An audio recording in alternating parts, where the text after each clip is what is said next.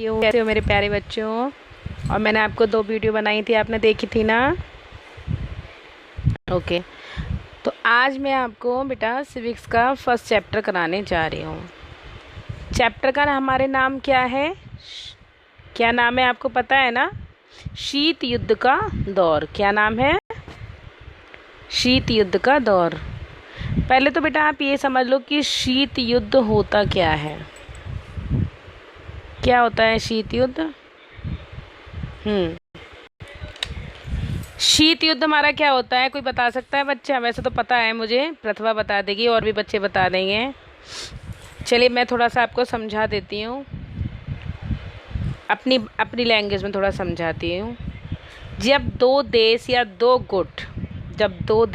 दो गुट एक दूसरे पर प्रत्यक्ष रूप से अटैक नहीं करते, मतलब आक्रमण नहीं करते हैं, हमला नहीं करते हैं, बल्कि अप्रत्यक्ष रूप से एक दूसरे को नीचा दिखाने या नुकसान पहुंचाने को और कमज़ोर दिखाने के लिए प्रयास करते रहते हैं कि कैसे भी अस्त्र शस्त्र नहीं हो लेकिन इनको अपमानित करो, कैसे भी नीचा दिखाओ, कैसे भी इनमें दरार डालो, जिससे युद्ध तो होता नहीं है लेकिन एक क्या हो जाता है, एक तनावपूर्ण स्थिति बन जाती है। जैसे आपने देखा था ना, अभी रायमढ़ हमारी चल रही है, तो उसमें शीत युद्ध ही तो था। किसने किया?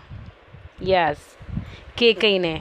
और किसने करा दिया? मंथरा ने, कि राम को 14 बरस का वनवास और भरत के लिए राजगद्दी।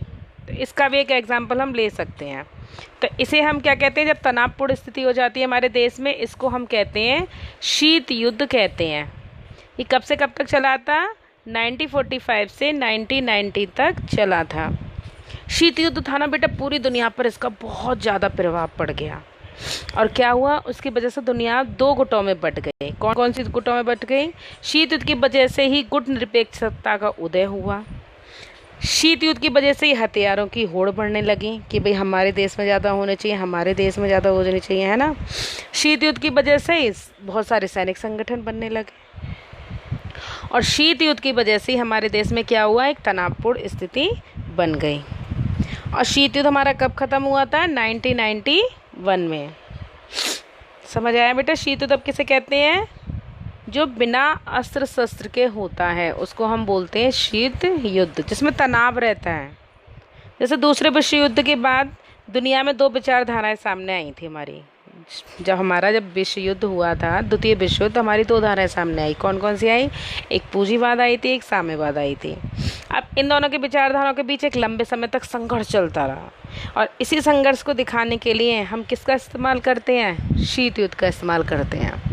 अब जैसे हमारे मोदी जी हैं, किसी देश से बात करते हैं तो कभी ऐसा होता है उस देश पर तनाव भी हो जाता है, कभी अच्छी भी स्थिति हो जाती है ना। जब देश एक दूसरे से बात करते हैं, या किसी देश को जब एक दूसरे देश को अपमानित करना होता है, जैसे हमारे यहाँ आपने देखा एग्जाम्पल के तौर पे, मतलब कोई ना कोई देश कुछ ना कुछ करता रहता है। ज़्यादा नाम नहीं लूँगी मैं किसी देश का, इसीलिए। तो समझ आ गया आपको शीत युद्ध किसे कहते हैं? ठीक है। अब देखिए बेटा, आपके यहाँ ना कुछ MCQ दे रखे हैं। ये आपका मॉडल पेपर ही है, मैं कुछ 12th के बच्चे हैं, मैं उनसे रोज़ मंगा लेती हूँ थोड़ा थोड़ा सा। तो ये आपके क्वेश्चन आंसर हैं। शीत युद्ध के बारे में निम्नलिखित में से कौन सा कथन सत्य है? फर्स्ट है, ये संयुक्त राज्य अमेरिका, सोवियत संघ और उनके साथी देशों के बीच की एक प्रतिस्पर्धा थी। ये महाशक्तियों के बीच विचारधाराओं को लेकर एक युद्ध था। शीत युद्ध ने हथियारों की होड़ की, या अमेरिका और सोवियत संघ सीधे युद्ध में शामिल थे? यस, कौन शामिल था? अमेरिका और सोवियत संघ इसमें शीत युद्ध में सीधे शामिल थे। सेकंड है हमारा, निम्नलिखित में से कौन सा कथन गुट निरपेक्ष आंदोलन के उद्देश्यों पर प्रकाश नहीं डालता है? कौन सा नहीं डालता है? वैश्विक मामलों में तटस्थता की नीति अपनाना। क्यूबा प्रक्षेप पात्र संकट किस वर्ष उत्पन्न हुआ था? 1962 में। कब हुआ था बेटा? 1962 में। वार्सा संधि कब हुई थी हमारी? 1955 में। और गुट निरपेक्ष देशों का प्रथम शिखर सम्मेलन कहाँ हुआ था? बेलग्रेड में हुआ था। कहाँ हुआ था बेटा? बेलग्रेड में हुआ था। ये मैंने आपको इसीलिए करा रही हूँ क्योंकि ये आपके जो भी तैयारी बेटा मैं इसमें से कराती हूँ ना, वो सारी आपकी पेपर में आनी है। इसलिए मैं आपको कराती रहती हूँ कि जिससे कि आपके जब स्कूल खुलेंगे तो आप जब पेपर दोगे तो ये सब आपके समझ आ जाएगा।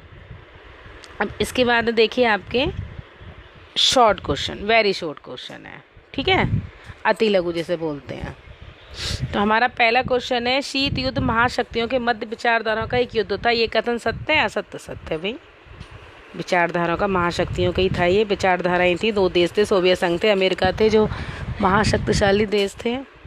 सेकंड है, उन दो राष्ट्रों के नाम लिखिए जिनकी प्रतिद्वंद्विता शीत युद्ध के कारण बनी। मैंने अभी आपको ऊपर ही बताए थे, अमेरिका और सोवियत संघ।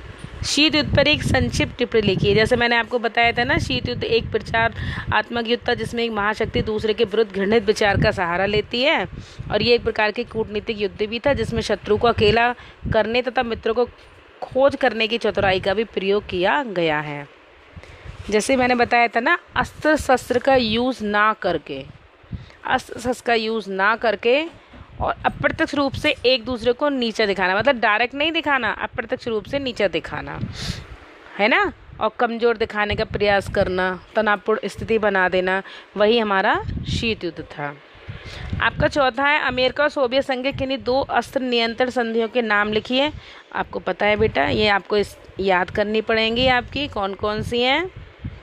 सामरिक अस्त्र परिसीमन वार्ता संधि और सामरिक अस्त्र न्यूनीकरण संधि। ये हुई थी 1972 और ये हुई थी 1993। अब दक्षिणी पूर्वी एशिया संधि संगठन सीटों का क्या अर्थ है? यहाँ पर पूछ रहे हैं कि सीटों का क्या अर्थ है।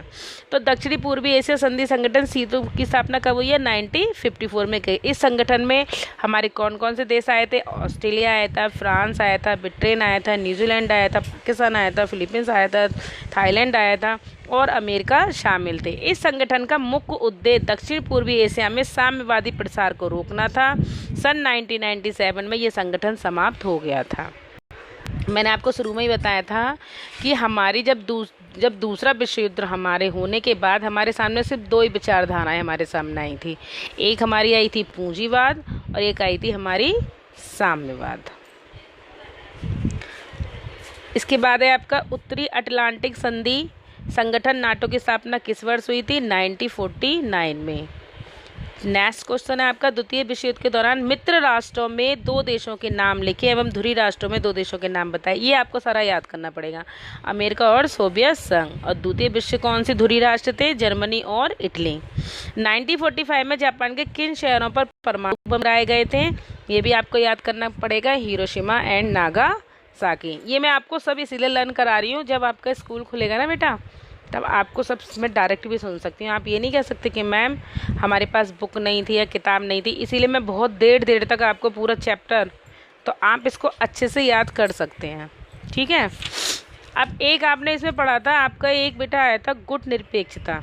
अब आप सोच रहे होंगे कि गुट निरपेक्षता कहाँ क्या हो रही है। एक आया था मुझे लग रहा है, हाँ देखो ये लिखा है, ये है ना, गुट निरपेक्ष आंदोलन के उद्देश्यों पर प्रकाश नहीं डालता है। तो गुट निरपेक्षता होती क्या है, आप लोग जानते हो? नहीं, चलिए मैं बता देती हूँ। जब कोई भी देश किसी भी सैनिक गुट में शामिल नहीं होता है, बल्कि विभिन्न गुटों से एक समान दूरी बनाए रखता है और वो सोचता है कि मेरी इससे मित्रता भी बनी रहे, उससे संबंध अच्छे बने रहे, तो इस नीति को हम क्या कहते हैं? गुट निरपेक्ष नीति। पता है आपको, जब हमारा ये शीत युद्ध हुआ था, उसके बाद हमारा जब ये ख़त्म हो गया था 1991 में, तो उसके बाद हमारी जो गुट निरपेक्ष नीति थी उसको सोचा था कि ख़त्म कर देंगे, लेकिन हमारे कुछ देश थे, जब देखा कि इसमें शामिल हो रहे हैं, सब अपनी अपनी नीति अपना रहे हैं, तो इस नीति को हमने आज तक चली आ रही है कि जिससे कि और हमारे देश से उनमें कोई भी बात हो, विचार हो, तो हम एक दूसरे से कर सकें। तो आपको बेटा समझ आ गया ये चैप्टर? नहीं समझ आया करो तो आप मेरे को मैसेज कर दिया करो कि मैम ये चीज़ मेरे समझ नहीं आई, आप हमें दोबारा समझा दो। थैंक यू सो मच बेटा, टेक केयर, बाय।